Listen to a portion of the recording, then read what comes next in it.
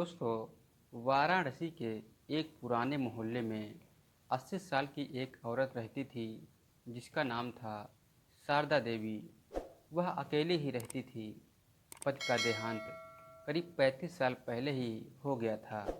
दो बेटे थे, लेकिन दोनों विदेश में चले गए थे, रहने लगे थे। घर बड़ा था, हवेली जैसा था, मगर उसमें सिर्फ खामोशी और पुराने सामान की गंध आती रहती थी। इसी मोहल्ले में हाल ही में एक अर्जुन नाम का लड़का आया था, जिसकी उम्र करीबन 24 साल थी और नौजवान था जो किराए पर रहने आया था। अर्जुन पढ़ाई पूरी करके नौकरी की तलाश में इधर उधर भटक रहा था। उसके अंदर संघर्ष था, लेकिन आंखों में उम्मीदें थी। दोस्तों, पहली बार शारदा देवी ने उसे देखा तब वह भारी बैग लेकर गली से गुजर रहा था। वह लड़खड़ा गया था तो शारदा देवी ने खिड़की से आवाज़ लगाई, बेटा, ध्यान से, ये रास्ता बहुत टेढ़ा और गड्ढे भी हैं, देख के चलो। उस दिन अर्जुन ने पहली बार उस औरत की झुर्रियों में छिपी ममता देखी थी। दोस्तों, कुछ दिनों में अर्जुन का आना जाना शारदा देवी के घर कुछ ज़्यादा ही होने लगा था। कभी वह सब्जी उठाने के लिए उसकी मदद कर देता था और कभी अखबार पढ़कर उसको सुना देता था।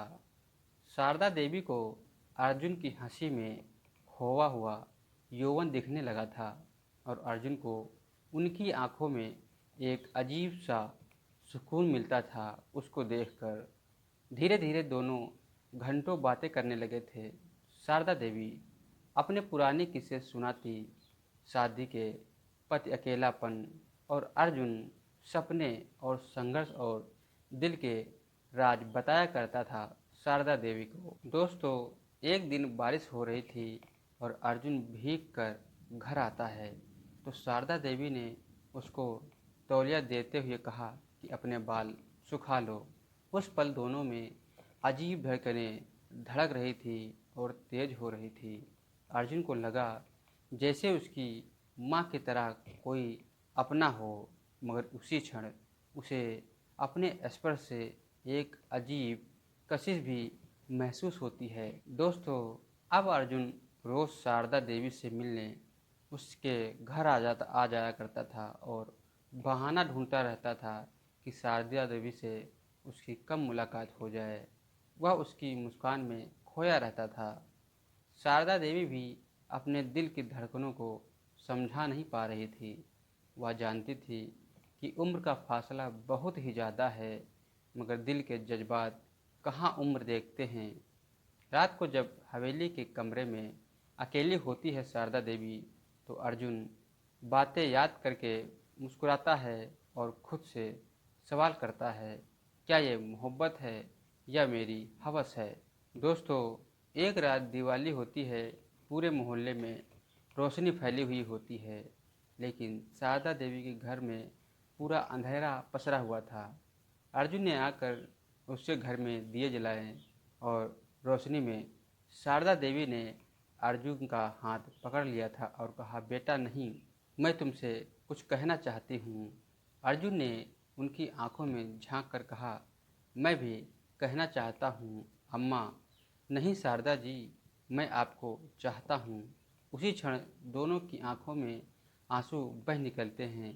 यह सिर्फ प्यार था या एक अधूरी चाहत की आग, दोनों समझ ही नहीं पा रहे थे, मगर एक दूसरे से जुड़ा होना नामुमकिन सा लग रहा था, क्योंकि दोनों एक नहीं हो सकते थे, दोनों शादी नहीं कर सकते थे, जो कि उम्र का इतना लंबा फासला जो था।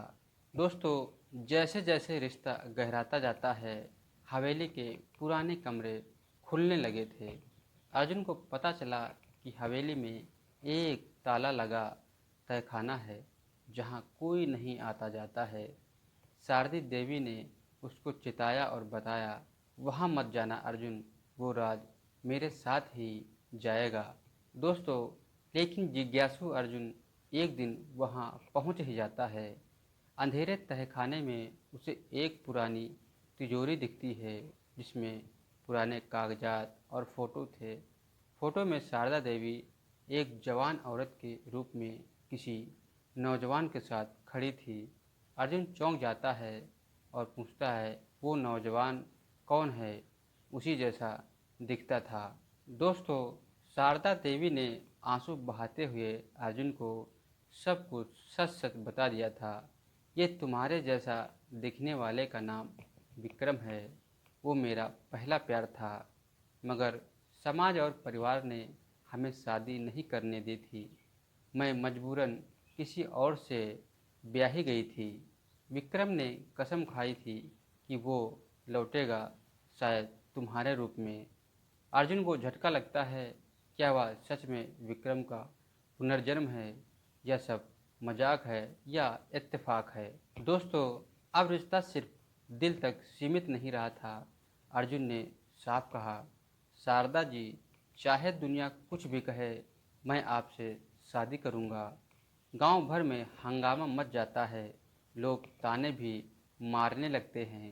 80 साल की बूढ़ी औरत और 24 साल का छोकरा ये क्या कर रहे हैं? ये नाटक कर रहे हैं। गांव की असर क्या पड़ेगा गांव पर?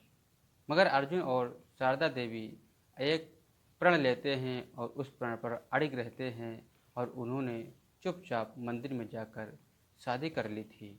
दोस्तों, शादी के बाद हवेली में अजीब घटनाएं होने लगी थी। रात को दरवाजे अपने आप खुल जाया करते थे। दीवारों पर परछाइयाँ दिखने लगी थी।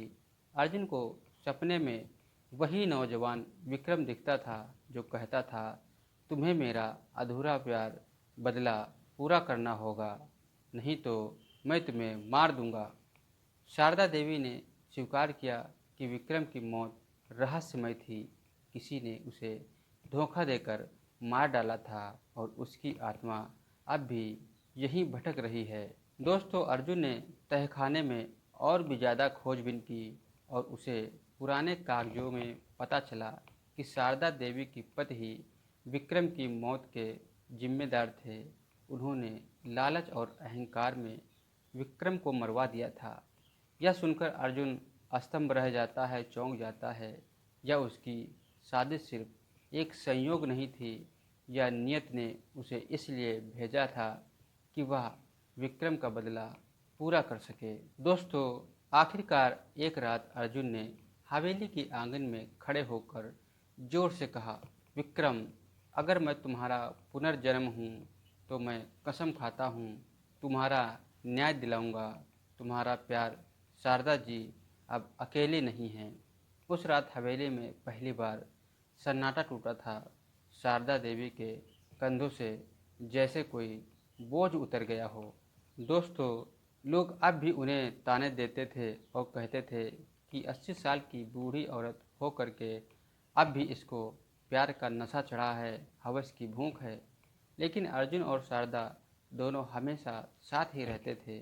उनकी मोहब्बत अब सिर्फ जिस्म की हवस ही नहीं रही थी, बल्कि आत्मा का भी बंधन बन चुका था। शारदा देवी ने मुस्कुरा कर कहा, शायद प्यार कभी बूढ़ा नहीं होता अर्जुन, उम्र और शरीर की होती है, दिल की नहीं। अर्जुन ने उनका हाथ थाम लिया। उनके बीच अब मोहब्बत थी, हवस भी, शादी भी, और वो अनसुलझा सस्पेंस भी जिसने उनकी ज़िंदगी को कहानी बना दिया था। दोस्तों, यह कहानी आपको कैसी लगी कमेंट में ज़रूर बताना। अगर आपने हमारे चैनल को सब्सक्राइब नहीं किया है तो हमारे चैनल को सब्सक्राइब जरूर कर लें। मिलते हैं दोस्तों आपको किसी नई कहानी के